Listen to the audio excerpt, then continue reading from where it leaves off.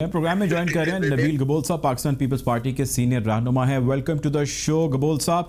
Sir, पहले कुछ मुख्तसर सी गुफ्तगू मैं चाहता हूँ पीडीएम के हवाले से कर लें, और फिर आज एक इंतहाई अहम मौजू जो है वो हम कुछ बात करना चाहेंगे मोहतरमा बेनज़ीर भुट्टो साहिबा की शहादत के हवाले से।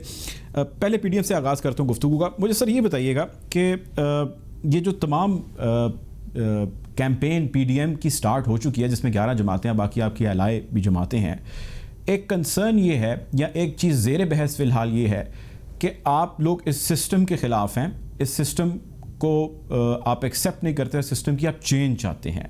लेकिन अब जो ज़िमनी इंतखाबात हो रहे हैं उसमें कागज़ात नामज़दगी भी सर जमा हो रहे हैं और पीपल्स पार्टी के भी कैंडिडेट्स उसके अंदर खड़े हो रहे हैं। तो ये क्या थोड़ी देर के लिए खड़े करेंगे, उसके बाद अगर 10, 15, 20 दिन, महीने के लिए इन्होंने आना है, या क्या होने क्या जा रहा है? मतलब हम इनको क्यों खड़ा कर रहे हैं अगर हम इस सिस्टम पर ही बिलीव नहीं करते? तो देखिए, अभी मुझे नहीं पता आपका क्या मतलब है सिस्टम के खिलाफ, लेकिन हम इस गवर्नमेंट के खिलाफ है और हम समझते हैं कि ये गवर्नमेंट जितनी अरसे रहेगी पाकिस्तान में गवर्न करेगी, इतने अरसे पाकिस्तान के जो मुश्किलात हैं उसमें और इजाफा होगा। सबसे बड़ा जो मैं समझता हूँ जो आवाम के मुश्किलात हैं वो ज़ाहिर है इकनॉमिकल, जो इकॉनमी है, मईशत का जो तबाह हाली सूरत हाल है, उसके वजह से लोगों का जीना माल हो गया है। आप देखिए, सर्दी में गैस नहीं है, गर्मी में बिजली नहीं है, लोगों को खाने पीने की अशिया महंगी होगी। ये सारी चीज़ों की वजह से हमने ये हम समझते हैं कि ये हुकूमत को जितनी जल्दी हो सके इनको घर भेजे। जहाँ तक आपका सवाल है कि ज़मनी इलेक्शन में आप हिस्सा क्यों ले रहे हैं, तो जाहिर है कोई भी इलेक्शन अभी इस वक्त हो रहा है जब तक हम इस्तीफा नहीं देंगे, जब तक हम ओपन ग्राउंड छोड़ना नहीं चाहते हैं। और इस्तीफे वैसे जो मुझे आज इतलात है कि स्पीकर साहब को भेज दिए गए, अब देखते हैं वो एक्सेप्ट करते हैं या नहीं करते हैं। लेकिन ये है कि हम कोई भी ग्राउंड उससे पहले खाली नहीं छोड़ेंगे जब तक हमारे इस्तीफे जो है मंजूर नहीं होंगे। लेकिन सर एक और बड़ा कॉमन सा क्वेश्चन है, वो ये कि जब पाकिस्तान पीपल्स पार्टी की सिर्फ मैं स्पेसिफिकली अगर बात करूं तो ज़रा आप इस सिस्टम का हिस्सा हैं, आप एक इंटेग्रल पार्ट हैं, इस प्रोविंस को आप देख रहे हैं। अगर आपकी गवर्नमेंट ये सारा सिस्टम चला जाता है, ज़रा गवर्नमेंट भी जाएगी, व्हाट इज़ नेक्स्ट? उसके बाद पीपल्स पार्टी को मतलब किस किस्म की श्योरिटी होगी? क्या वो फेडरल के अंदर आएगी या वो प्रोविंस के अंदर ही रहेगी? अगर फेडरल के अंदर वो आएगी तो उसकी क्या उनको श्योरिटी है, और अगर प्रोविंस के अंदर रहेगी तो सारी एफर्ट का क्या फ़ायदा? हम हुकूमत में आने के लिए नहीं कर रहे हैं सब कुछ।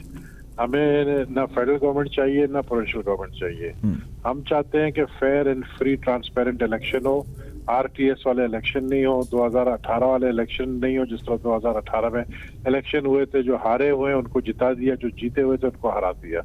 हम चाहते हैं कि इलेक्शन कमीशन में रिफॉर्म्स पहले लेकर आए। इलेक्शन कमीशन के अंदर जो है रिफॉर्म्स का मतलब ये है कि इलेक्ट्रॉनिक वोटिंग सिस्टम होने चाहिए ताकि फेयर एंड फ्री इलेक्शंस हो। और ये जो नारा है कि जो वोट को इज्जत दो, उसका मतलब ही यही है कि अगर एक वोटर वोट देने जाता है एक अपने पसंदीदा शख्सियत को या पार्टी को, और उसकी वोट को जब तब्दील किया जाता है तो फिर ऐसे इलेक्शंस का फायदा क्या?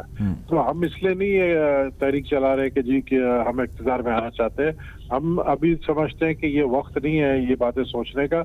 हाँ, पीटीआई की गवर्नमेंट को घर इसलिए भेजना चाहते हैं कि पीटीआई की गवर्नमेंट वादे बहुत करती है, लेकिन खुद अब कल इमरान खान ने कहा कि मुझे 2.5 साल में भी पता नहीं चला है कि किस तरीके से हुकूमत चलाना है। जब एक प्राइम मिनिस्टर खुद मान रहा है इस बात को और वो ये कहता है कि जी पहले ट्रेनिंग हासिल करनी चाहिए हुकूमत चलाने की, 3 महीने की ट्रेनिंग जिस तरह अमेरिका में होता है, तो इस तरह की बातें एक सिटिंग प्राइम मिनिस्टर को नहीं करना चाहिए। जब आप खुद कह रहे हो कि हम नाअहल हैं, हमसे हुकूमत नहीं चल रही, तो फिर आप कुर्सी छोड़ दें।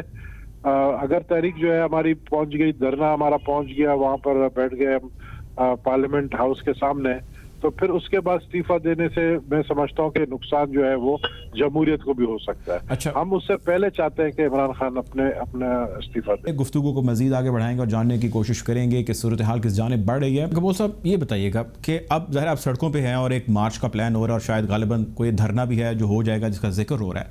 ये जो सियासत है, ये पाकिस्तान पीपल्स पार्टी की इस किस्म की अग्रेसिव सियासत हमने माजी में देखी नहीं है। या मोहतरमा बेनज़ीर भुट्टो साहिबा की, जिनकी अब बरसी भी कुछ दिन के बाद आने वाली है, 2 दिन के बाद 27 तारीख को, इस हवाले से भी मैं चाहता हूँ कि आज आप कुछ एनलाइटन करें हमें, क्योंकि ज़रा आप इस पार्टी के हैं, सीनियर हैं, एक लंबे अरसे से इसके साथ आप अटैच्ड हैं और आपने बड़ा करीब से काम भी किया है। 27 तारीख को हमारा प्रोग्राम तो ऑन एयर नहीं होगा, लेकिन आप हमें कुछ थोड़ा सा एनलाइटन करें उनकी जो सियासत थी, जो आज की सियासत चल रही है, और जो बीबी का मैसेज था। देखिए, शहीद बेनज़ीर भुट्टो जैसे सियासतदान मैं समझता हूँ कि जुल्फ़िकार अली भुट्टो साहब के बाद मुझे और कोई इस वक्त नज़र नहीं आ रहा है जिन्होंने पाकिस्तान को मुसीबतों से निकाला है। शहीद बेनज़ीर भुट्टो साहब जब भी प्राइम मिनिस्टर बनी है तो पाकिस्तान के अंदर जो सूरत हाल थी, जो पिछली हुकूमत छोड़ कर गए थे, उनको और अच्छा मतलब बेहतरी की तरफ लेकर आई है।